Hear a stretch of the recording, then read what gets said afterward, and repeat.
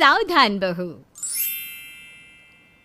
Surabhi hall में बैठकर बहुत गौर से टीवी देख रही थी और एक आवाज आती है, नजर हटी दुर्घटना घटी, इसलिए हमेशा सतर्क रहे, सावधान रहे, ताकि आपके साथ कोई अनहोनी ना हो पाए।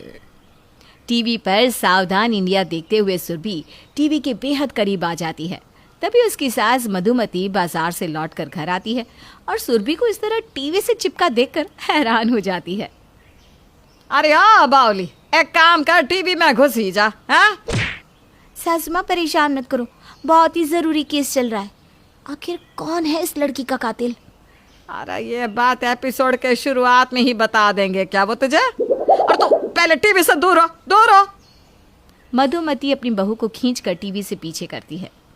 अरे आंखों पर चश्मा चढ़ाने का शौक है क्या, जो इतनी नजदीक से टीवी देख रही है? शाम हो गई है, बंद कर इस टीवी को और खाना बनाने की तैयारी कर। सासू माँ 1 घंटे बाद खाने वाने पर ध्यान दूंगी, अभी फिलहाल मुझे ये एपिसोड देख लेने दो, हटो। सुरभि अपनी सास को हटाकर टीवी का रिमोट लिए बैठ जाती है।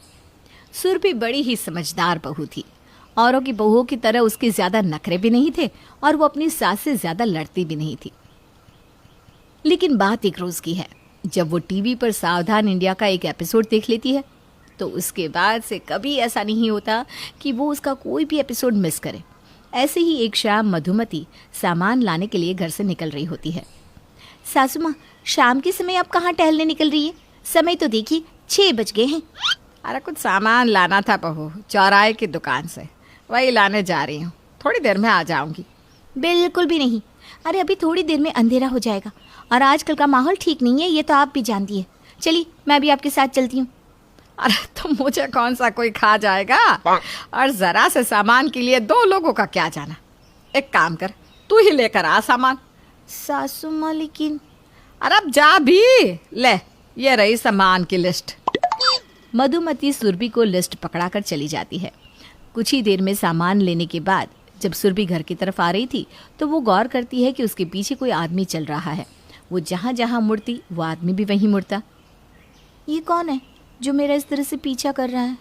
हे भगवान, कहीं ये सुनसान जगह देखकर मेरा अपहरण तो नहीं करने वाला।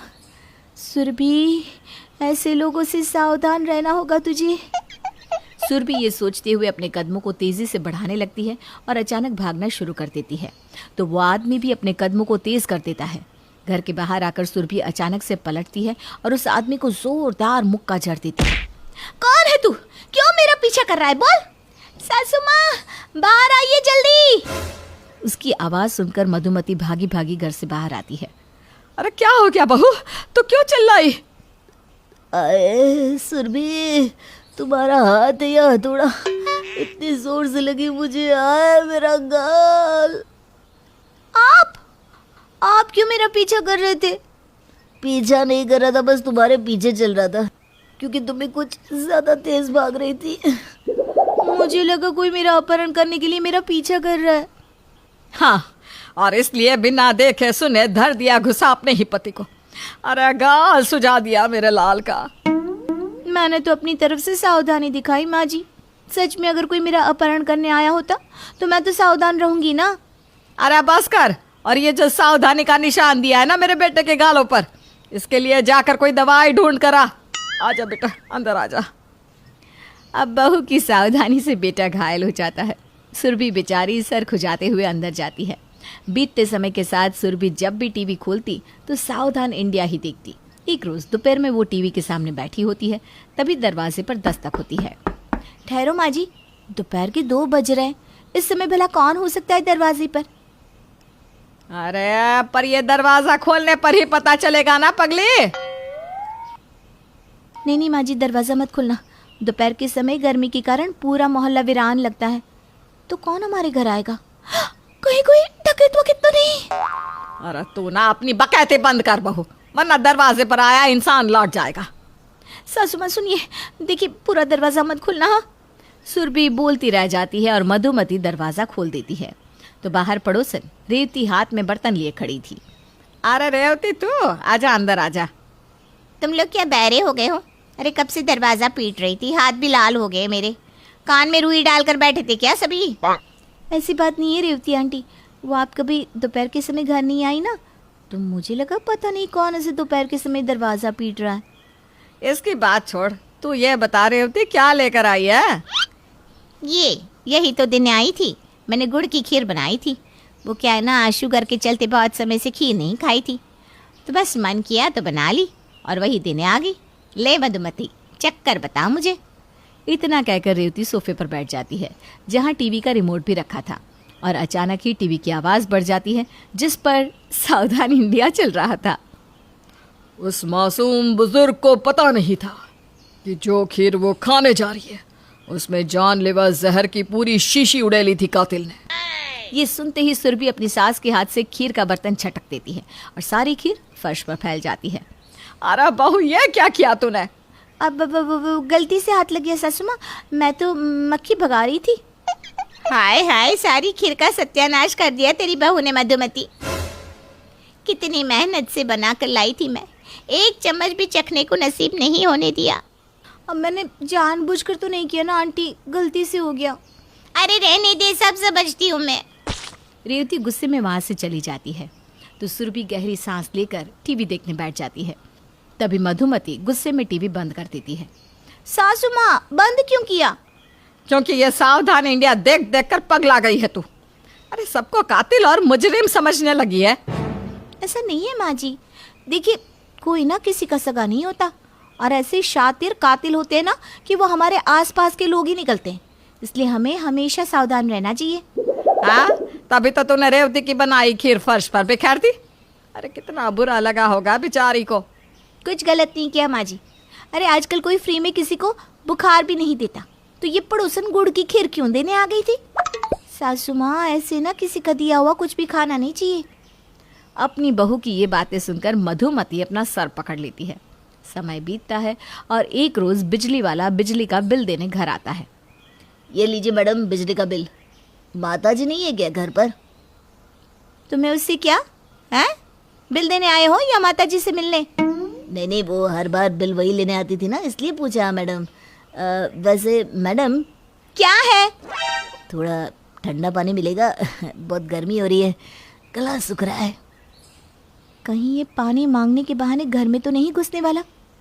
शक्ल से तो भोला दिख रहा है, लेकिन भोली शक्ल वाले ही अक्सर शातिर होते हैं। मैडम कहाँ खो गई आप? आपके घर में पानी की किल्लत है क्या? कैसी बात कर रहे हो? तो पानी पिला दीजिए ना, बहुत प्यास लगी है। ठीक है, यहीं खड़े रहो, मैं अभी लेकर आती हूँ। अभी कुछ ही देर में सुरभि जब पानी लेकर आती है तो देखती है कि बिजली वाला उसके घर के अंदर आकर आगे बढ़ रहा था। तभी सुरभि अचानक उसके मुंह पर पानी फेंक देती है और उसे धक्का देकर बाहर करती है। अकेली औरत देखी नहीं कि घर में घुसने लगा? अरे पर मैं तो वो मैं क्या कर रहे हो? तुझे तो मैं अभी बताती हूँ। सुरभि बिजली वाले की कुटाई करना शुरू कर देती है। उसके चिल्लाने की आवाज़ सुनकर मधुमती और रजत बाहर आते हैं। अरे अरे रुक जाओ सुरभि, क्यों इस बेचारे की धुलाई कर रही हो? बेचारा नहीं, ऐसे लोग होते हैं आवारा। ये पानी मांगने के बहाने हमारे घर में घुसा चला आ रहा था। अरे मैडम, मैं किसी गलत इरादे से घर में नहीं घुसा था। वो तो एक बिजली का बिल उड़कर आपके घर में चला गया था। मैं उसे उठाऊं उससे पहले आकर आपने मुझे धो दिया। अब पकड़ा गया तो झूठ बोल रहा है सासू माँ। ये आदमी ठीक नहीं है। अरे शांत हो जा बहू, यही रुक। मधुमती अंदर जाती है और बिजली का बिल लेकर बाहर आती है। यही है क्या वो बिजली का बिल जो उड़कर अंदर गया था? हाँ माता जी, हमने तो पानी मांगा था, लेकिन आपकी बहू ने तो अच्छा खासा राशन पानी दे दिया। आय आय आय आय। माता जी, आज के बाद आपके घर कभी बिजली का बिल देने नहीं आऊँगा। सासू माँ, वो सावधान इंडिया में ऐसे ही एक बिजली वाले ने पानी मांगने के बहाने कत्ल कर दिया था, इसलिए मुझे लगा कि ये बेचारा भी तेरा कत्ल करने आया है, यही ना? अरे तूने तो हद पार कर दी। सावधान रहने के चक्कर में आते जाते हर किसी को मुजरिम समझती है तू। सुरभि, उस दिन तुमने मुझ पर भी इसी तरह शक किया था। सावधान रहना ठीक है, लेकिन इस तरह सबको शक की निगाहों से देखती रहोगी तो। सुरभि की सास और पति उसे बहुत समझाते हैं कि सावधान और सतर्क रहना अच्छी बात है, लेकिन हर किसी को मुजरिम समझकर कूट देना ठीक नहीं। सुरभि सुन तो लेती है, लेकिन कुछ दिनों के बाद सुरभि के दिमाग से ये बातें निकल जाती हैं। और एक रात वो अंधेरे में कमरे के बाहर अपनी ही सास को चोर समझकर कूट देती है। सासू माँ, आप कहाँ से आ गई?